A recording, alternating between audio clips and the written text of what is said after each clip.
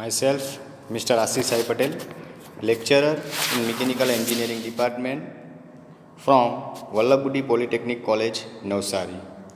Today, I will discuss about the topic concept of sole proprietorship એટલે કે એકાકી વેપારી પ્રથા from unit number 1 types of enterprise. From the subject self-employment and entrepreneurship development, subject code 3351906. Now, એકાકી વેપાર પ્રથા. પહેલાં તો એકાકી વેપાર પ્રથા એટલે શું?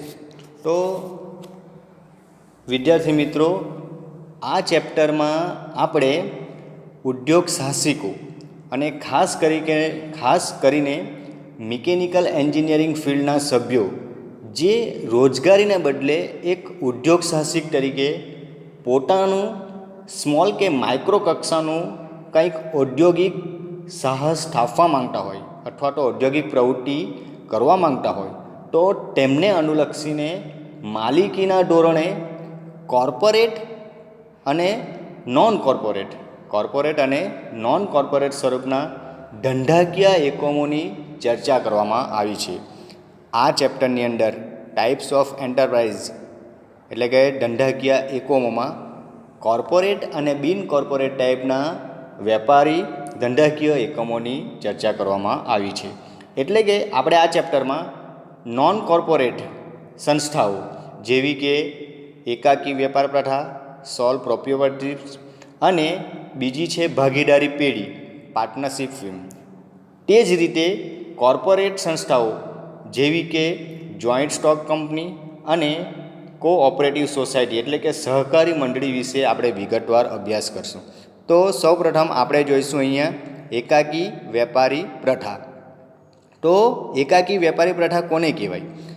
એકાકી વેપારી પ્રથામાં સંસ્થાની માલિકી અને સંચાલન એક જ વ્યક્તિના હાથમાં હોય છે. મિત્રો, અહીંયા દરેક પોઈન્ટ ધ્યાનથી સાંભળજો. આ પ્રકારની સંસ્થામાં માલિકી અને સંચાલન એક જ વ્યક્તિના હાથમાં હોય છે. તેનું સ્વરૂપ બિન કોર્પોરેટ હોવાથી પેઢીની મિલકતો માલિકના નામે જ હોય છે અને પેઢીની સામે જો અદાલતી કાર્યવાહી કરવામાં આવે તો એ માલિકીના નામે જ થતી હોય છે. આ પ્રકારની જે ધંધાકીય પ્રવૃત્તિ જે છે એની અંદર મટીરિયલ અથવા તો સેવાનું ઉત્પાદન અથવા તો વેચાણ સંબંધી પ્રવૃત્તિઓ કરવામાં આવે છે. ઉત્પાદન અને વેચાણ સંબંધી કોઈપણ પ્રકારની પ્રવૃત્તિઓ કરવામાં આવે છે. આ પ્રકારની વેપારી પ્રથાનું કદ નાનું હોય છે અને તેનું કાર્યક્ષેત્ર સ્થાનિક હોય છે. ધંધાનું સમગ્ર સંચાલન તેના સ્થાપક માલિક એવા એકાકી વેપારી દ્વારા થતું હોય છે. તે જ રીતે ધંધાની અંદર નફા અથવા તો નુકસાનનું જે બી કાંઈ પરિણામ આવે તે પણ એક જ વ્યક્તિ ભોગવે છે. વેપારીની જે જવાબદારી જે હોય છે એ જવાબદારી અમર્યાદિત છે.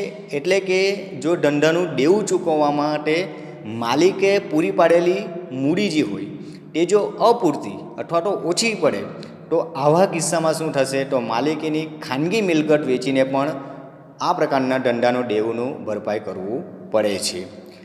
આ પ્રકારનો જે બિઝનેસ જે છે એ બિઝનેસની નોંધણી કરવી ફરજિયાત નથી, બરાબર. અને આ પ્રકારના ધંધાની જે વ્યક્તિ કરતો હોય એ વ્યક્તિની નાદારી અથવા તો પાગલપણ અથવા તો મૃત્યુથી આ પ્રકારના ધંધાનો અંત આવે છે.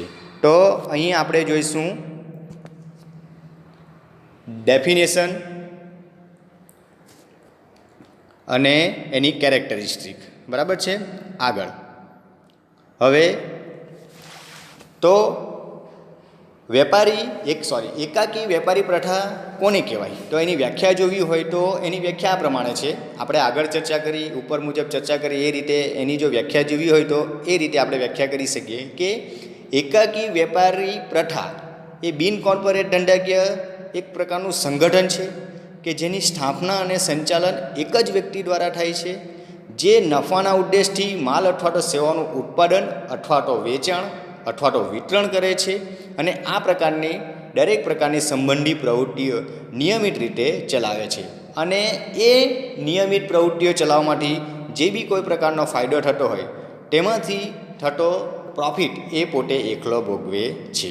હવે અહીંયા આપણે જોઈશું કેટલીક કેરેક્ટરિસ્ટિક, એકાકી વેપારી પ્રથાની કેટલીક કેરેક્ટરિસ્ટિક. તો ફર્સ્ટ, ધંધાની સ્થાપના સરળતાથી થાય છે અને તેનો અંત પણ આપણે સરળતાથી લાવી શકીએ છીએ. આ ધંધા શરૂ કરવો હોય, આ પ્રકારનો ધંધો જો શરૂ કરવા માટે કોઈ પણ ધારાકીય વિધિ કરવાની હોતી નથી. કોઈ પણ વ્યક્તિ ગમે તે પ્રકારની પ્રવૃત્તિ ગમે ત્યારે અને ગમે તે સ્થળે કરી શકે છે. તેની નોંધણી કરાવવી ફરજિયાત નથી. તે જ પ્રમાણે આવા ધંધાનો અંત પણ સરળતાથી લાવી શકાય છે. કોર્પોરેટ સ્વરૂપોનો જેમ તેનો અંત લાવવા માટે કોઈ ધારાકીય વિધિનું પાલન કરવાનું હોતું નથી, તે જ રીતે આ વેપારી પ્રથાનો પણ અંત લાવવા માટે કોઈ પણ ધારાકીય વિધિનું પાલન કરવાનું રહેતું નથી. આગળ, ધંધા માટે જરૂરી પ્રાથમિક ઇક્વિટી ભંડોળ આવો એકાકી વેપારી પૂરું પાડે છે. તેથી ધંધામાં જરૂરી વધારાના નાણાં નિશ્ચિત વ્યાજમાંથી અથવા તો દેવા દ્વારા પણ ઊભા કરી શકાય છે. આગળ, ધંધાનું સમગ્ર સંચાલન આવા એક જ વ્યક્તિ દ્વારા કરાય છે. ધંધાની સ્થાપના, સ્થળ, યંત્રો, માલ સામગ્રીની ખરીદી, તૈયાર માલનું વિતરણ એટલે કે વેચાણ વગેરે બધી જ પ્રવૃત્તિઓ એક જ પ્રકારના વ્યક્તિ દ્વારા કરવામાં આવે છે. તેથી ધંધામાં જરૂરી પડતા અન્ય વ્યક્તિઓની જો સેવા લેવી હોય તો અન્ય વ્યક્તિને પગારદાર કર્મચારી તરીકે લઈ તેનું સંચાલન કરી શકાય છે. આગળ, ધંધાની સ્થાપના નાના કદથી થાય છે.